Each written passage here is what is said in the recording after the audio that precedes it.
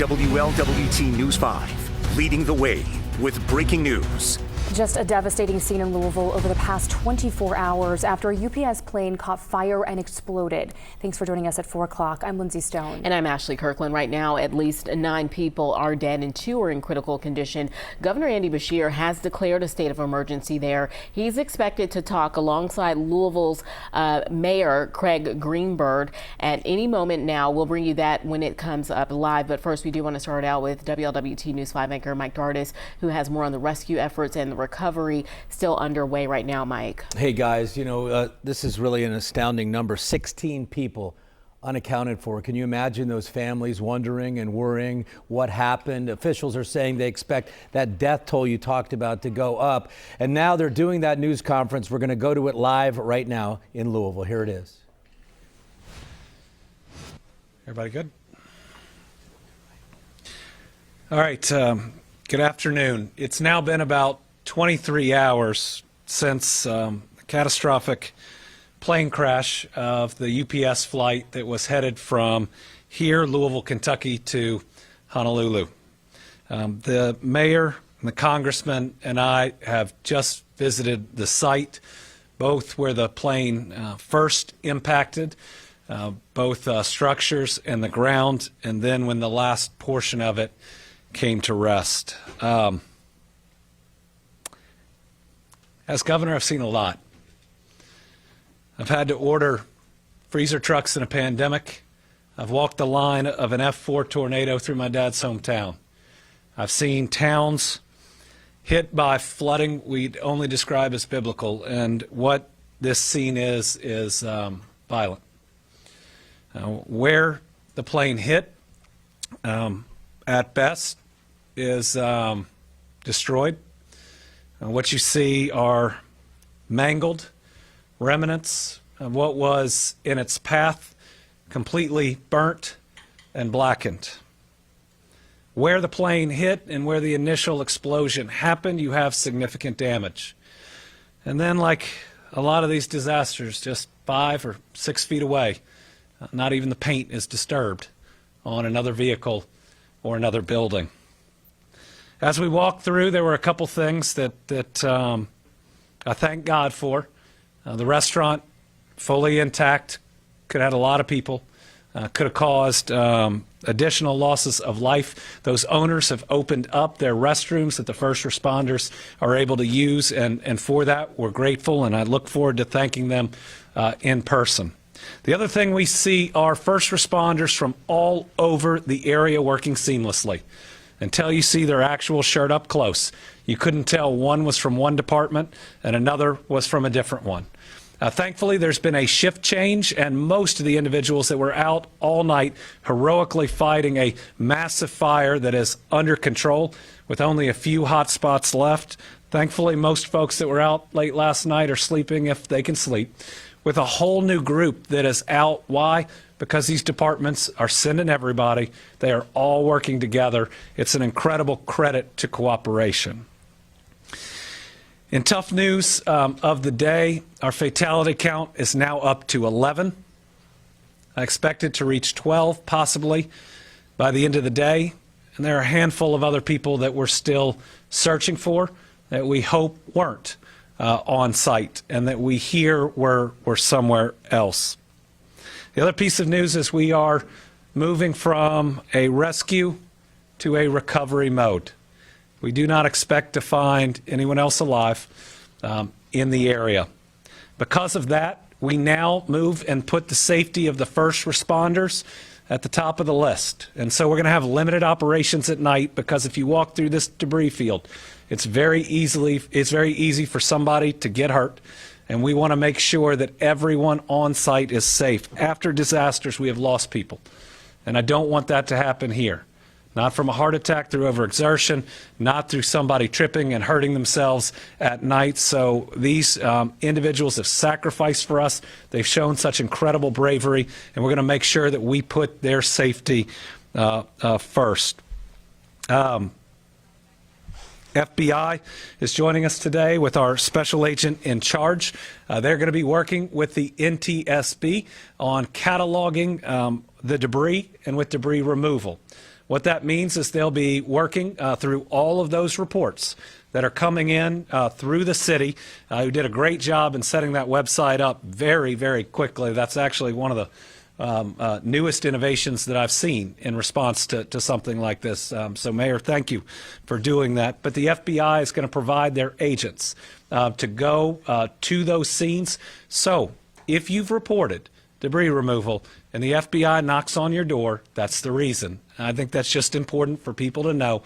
They are cooperating and helping in this investigation, and we are grateful for them, grateful for our special agent in charge. For the 11 that we know we've lost, we're really hurting for their families. We believe that we'll learn that there was one child in those 11, and a young child at that, which makes it all the harder. So please remember that the images of yesterday may fade in people's minds over time, but the trauma that these families that have lost somebody yesterday are going through is going to last for years. And so Louisville and Kentucky are loving communities. We take care of our people. We just got to make sure that we are as strong as we push through this one as we've been through every other one, and we do not forget those that have been impacted. With that, I'm going to turn it over to the mayor, and then we'll hear from the congressman.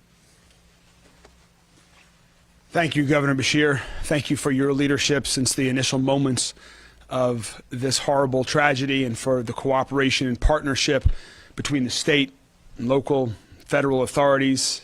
This is another example, as the governor just said, about how everyone is working so closely together.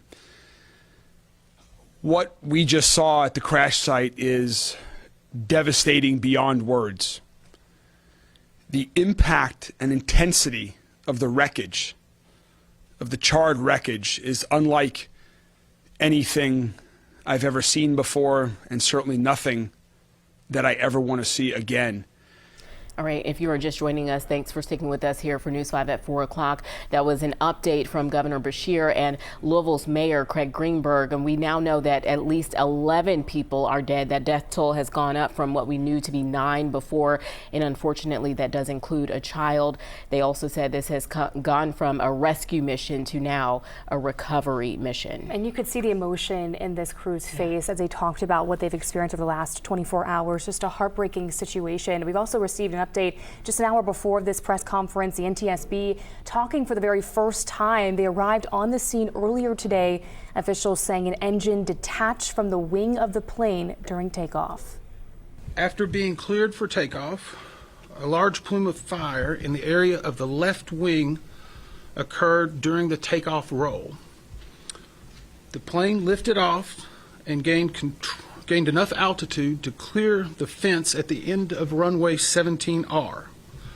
Shortly after clearing that fence, it made impact with structures and the terrain off of the airport property. Now, we have viewed airport CCTV security coverage, which shows the left engine detaching from the wing during the takeoff roll. We also have new video that shows the horrifying moments when that plane caught fire, tipped over, and later exploded. You see that here. The UPS plane was heading to Hawaii. It had 9 hours worth of fuel on board. The shipping company has confirmed 3 crew members were on board. The plane hit at least 2 businesses as it crashed: Kentucky Petroleum Recycling and Grade A Auto Parts. The crash leaving behind nearly half a mile of debris. And of course, the scope of the damage here is still unknown. We are still trying to find out how many people are missing here. And WWT News 5's Danielle Dindak is on the ground in Louisville. She has been speaking with families searching for their loved ones. Danielle, such an emotional day as well for you. Where are you and what are you seeing? Lindsay, it's just a heartbreaking day down here in Louisville. Now, before I share the stories of some of the families who are just searching for answers tonight, I do want to kind of explain to you what we are seeing and where I am at right now. So right now, I'm actually right next to the UPS building and just steps away from air traffic control. But if you do look down this way, you can actually see this is actually a roadblock. All the way down there is actually a bit left of that scene. We have continued to see different trucks go all the way down there, and still first responders, as you just heard from Andy Beshear said that they're still here on scene trying to put out hotspots and different things like that. But from talking to people in the area, many are numb and in disbelief of what happened here just about 24 hours ago. That inferno in the sky, those explosions still fresh in everyone's mind. Here's the video of that horrific scene showing that UPS plane as it crashed just after takeoff, just after 5 p.m. last night. The plane, as you mentioned, hit at least 2 businesses. The NTSB is on scene. Their investigation is now underway. As for first responders, like I mentioned, they are still out here in full force, combing through the wreckage. The feeling out here is that the scope of this devastation is truly still unknown, as many brace for the worst.